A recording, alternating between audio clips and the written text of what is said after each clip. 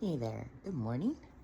So, as per usual, I was sitting and pondering like I do when I get up. And I was just thinking about the as within, so without. It's funny because I'll be listening to my own little inspirational things and I'll hear something that then starts this whole beautiful unfoldment within my mind, and then I feel like putting it down somewhere. So I'm putting it down right here. So,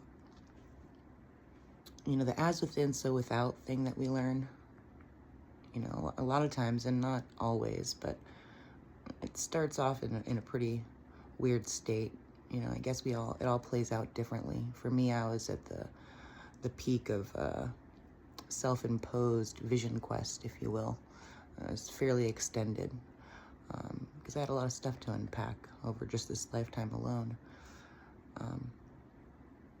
But during that whole process, it gets to this peak point where you're like at this crossroads. Like, it's either padded room or you start to realize that everything in your world is dictated by your conscious awareness and your stored information and your mind, virtually. Like, everything is mental, right?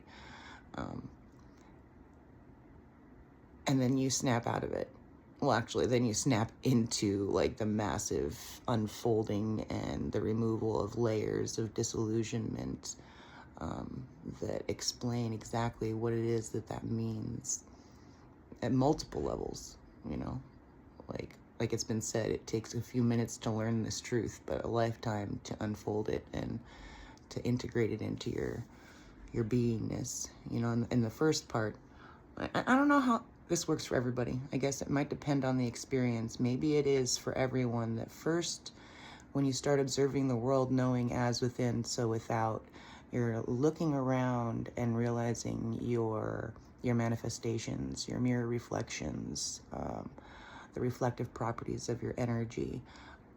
And then at certain points you start identifying that it's not actually your energy, it's actually patterned energy that has been given to you through the generations and through thousands of years of societal programming. And then you start identifying that you see these reflections, and you decide whether or not that's a reflection you want to feed your energy to or give your energy to, whatever way you want to see it. And you start focusing it in a different direction. And then you kind of like, and maybe it's transitional where it's kind of happening simultaneously on both ends, but it's definitely like, for me, I can observe from my own experience that like now, as the observer of the mirror reflections and understanding how eternal they are and how I'm a fractal of all of it, embodied in this little meat suit called Vanessa, I start realizing that now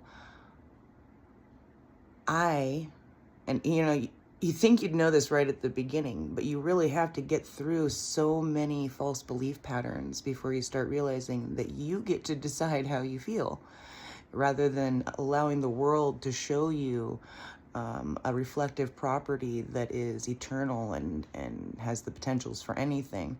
You get to decide the within part. Instead of realizing that without is what was within, now you're saying, okay, I see what's without, and now I want to address what's within, so that what I see without is how I want to feel, rather than being overwhelmed by the plethora of existences and generational patterns and karmic ripples, so to speak, that had been stuck in repeat because people didn't understand the as within, so without, in order to go through this process of disillusionment, in order to create the world it is that they actually want to see, and unfold that into the world and see how far they can get that to expand and create